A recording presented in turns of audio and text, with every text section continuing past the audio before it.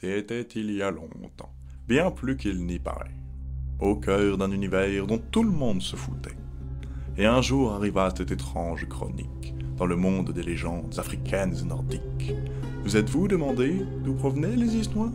Non? Alors venez voir. Bon alors, t'as d'idées pour le prochain mythologue? Bah pour le mois prochain on a une mythologue sur Sailor Moon, tu vois. Mais pour le mois d'après j'aurais bien vu un truc un petit peu plus funky, genre un mythologue sur la reproduction des abeilles. Ou alors un sur le permis de conduire. Ouais, c'est pas con ça. Tu t'es perdu, mon fils. Telle une branche qui s'est échappée du troupeau. Mais c'est qui lui? Je suis Don Cortés de l'Inquisition. Et toi, tu es un mythologue qui a perdu sa voix. Tel un peintre qui sculpterait à califourchon sur le soleil. Mais pourquoi suis-je perdu? Dis-le-moi, Gandhi mexicain. Ton but premier était de raconter des histoires. Mais aujourd'hui, tu n'es plus que l'ombre de toi-même, tel un mime qui se mime, en train de mimer la vie de Mimimati. Mais comment retrouver le mythologue des premiers jours? Il y a tellement de légendes qui n'ont pas de réelles histoires. Dois-je les laisser tomber dans l'oubli? Dans le poisson aveugle dans les abysses? C'est moi qui fais les métaphores. Pardon. Retrouve ta route, jeune Mexicain. Retrouve-la. Vis comme un route. Retrouve M Noir. Mais c'était qui ce mec? Je ne sais pas. Il me faut absolument son chapeau. Ça va aller. T'inquiète pas. Salut à tous et bon retour chez le mythologue et sa maison sur pattes de poule. Et aujourd'hui on va s'intéresser à l'histoire de deux mortels qui défient les dieux. Il y aura un beau gosse narcissique, un vieil immortel, de la meuf et un mec poilu. Aujourd'hui, c'est Gilgamesh.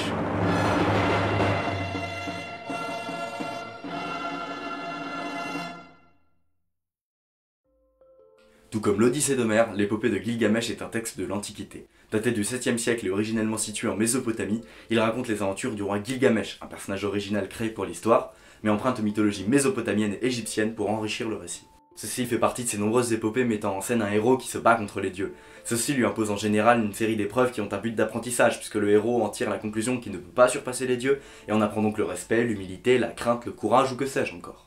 L'histoire s'ouvre donc sur le roi Gilgamesh qui dirige la ville d'Uruk d'une main fière et héroïque. Il est beau, il est intelligent, il est fort, il est courageux, il prend les femmes avant qu'elles puissent avoir un mari, il tue tous ses opposants, il se vante d'être invincible. L'éloge s'est perdu quelque part, mais je sais pas trop. Enfin bref, les habitants commencent à en avoir assez de ce dictateur qui ferait passer Staline pour un scout, et décident de s'adresser à la seule chose dans toute mythologie qui équivaut à de l'espoir, les dieux. Ils décident d'adresser une prière à Aruru, la déesse mère et protectrice de la cité, lui demandant soit de les débarrasser de Gilgamesh, soit à la limite de le calmer. Celle-ci réfléchit pendant quelques temps et leur offre une solution géniale. Dédoubler Gilgamesh. Wow! Si vous vouliez des solutions intelligentes, fallait demander à Bouddha!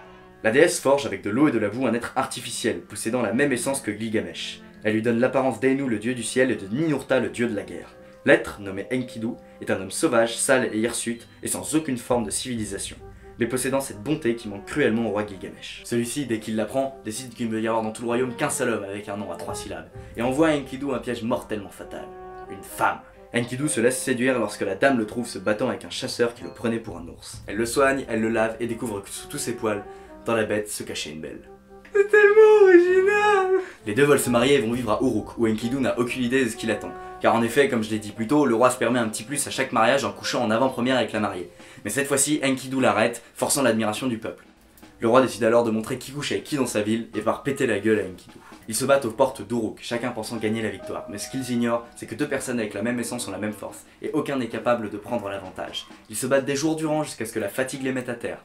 C'est alors que Gilgamesh, qui comprend sa première défaite, se lève et demande à Enkidu de devenir son compagnon d'armes et son ami. Enkidu, qui n'a jamais eu de famille, accepte, ému.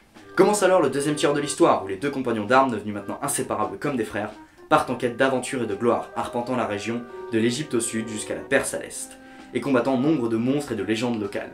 Mais leur combat le plus connu et le plus important reste celui contre Umbaba.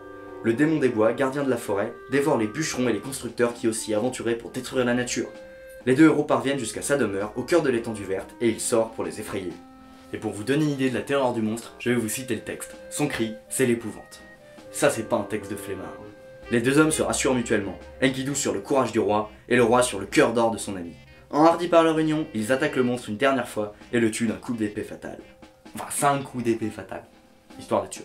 Mais celui-ci se venge en les maudissant avant de mourir, leur disant qu'ils ne vivront jamais vieux, jamais heureux, et pas ensemble surtout. Mais ça, nos héros s'en foutent. Ils sont jeunes, ils sont beaux, ils sont sanguinaires, et ils sont riches, tout leur réussit. Et qu'est-ce qui arrive à un moment de bonheur et d'insouciance dans une bonne légende qui se vaut?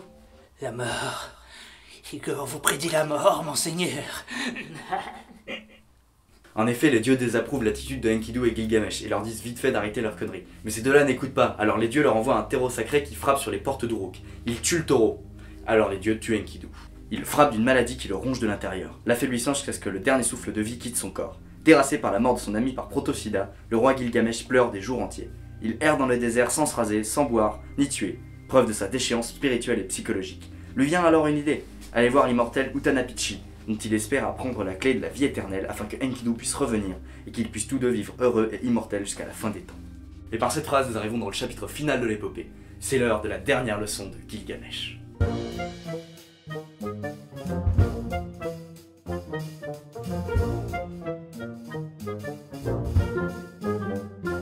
Escortés par des géants de pierre, il se retrouve dans la caverne de Urshanabi, la gardienne du sage, qui tente de l'empêcher de passer, et à qui il avoue sa peur de mourir et d'être sans but. Il se retrouve devant l'immortel, qui l'accueille comme un sauveur et lui parle d'un déluge prophétique qui ravagera la terre dans plusieurs générations.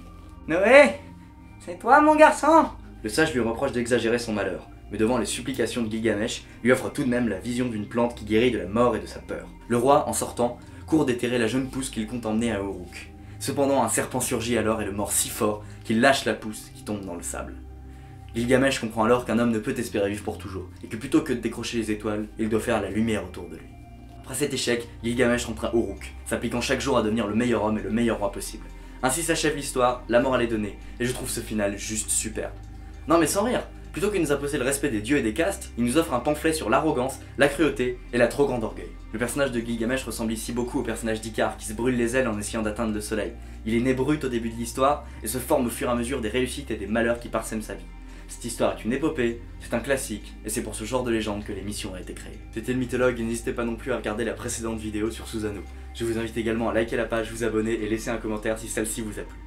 Et que la déesse des Roukmout soit avec vous.